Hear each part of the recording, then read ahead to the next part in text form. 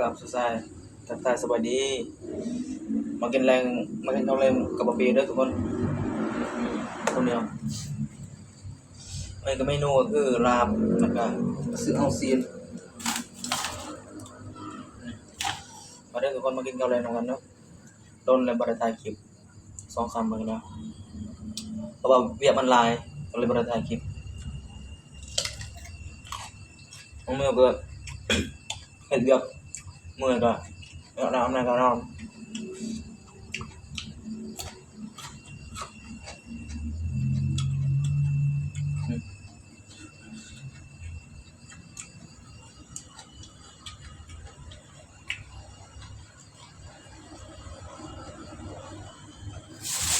อืมอืมกับผักกระเดา